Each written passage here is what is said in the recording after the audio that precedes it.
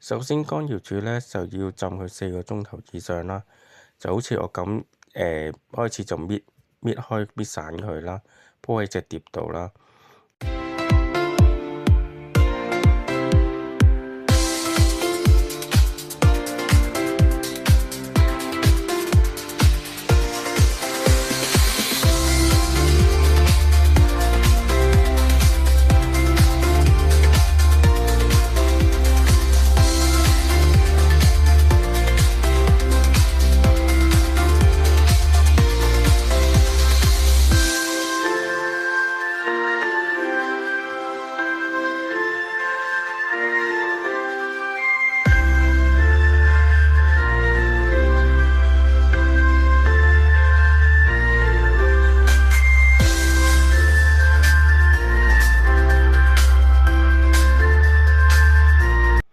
啲乾瑤柱水呢就唔好抌喎，一陣間呢就會落去嗰啲雞蛋度噶啦。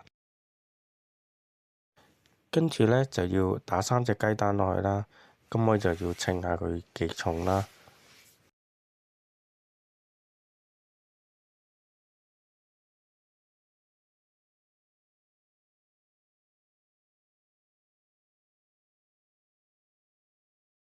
咁而家雞蛋呢大概150g啦。咁首先落少少鹽啦，去調一調味嘅。咁跟住呢落水呢，就係落佢雞蛋嘅1.5倍啦。咁即係大概225g咯。跟住呢攪勻啲雞蛋佢，跟住呢就可以就攪勻之後就可以加水噶啦。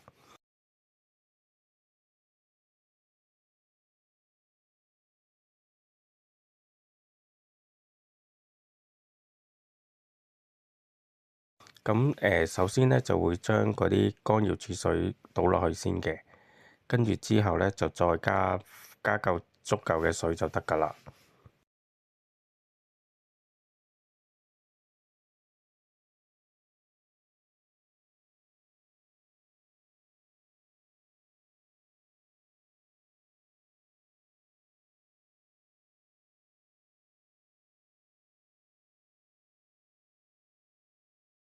攪勻之後呢，就準備啦，過篩啦，就再倒落去啲乾瑤柱度啦。咁跟住就可以擺落去個鑊度蒸噶啦。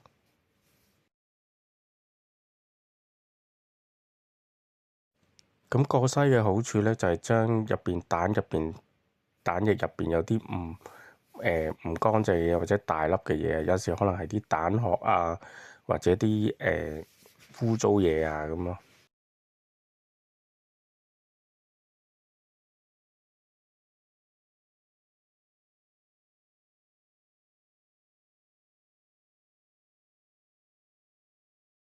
而家呢，見到嗰個蛋面呢都有好多泡嘅，咁首先呢，就可以用匙羹呢，就將嗰啲泡泡呢就撇走啦。咁通常呢，我都盡量撇啦，其實都未必能夠完全撇得晒嘅。其實盡量就得㗎啦，咁就個面都可以做到比較光滑啦。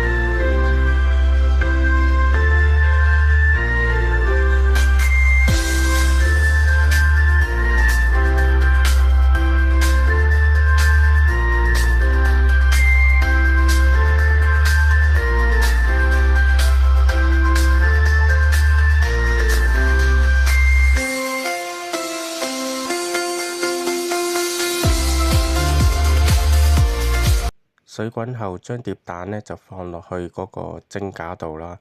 然後咧就揾隻碟冚咗先，跟住再將嗰、個再冚翻個蓋就可以蒸啦。蒸嘅時間咧就大概大火蒸佢8分鐘，跟住然後咧就焗佢2分鐘度啦。咁就之後就可以拎出嚟㗎啦。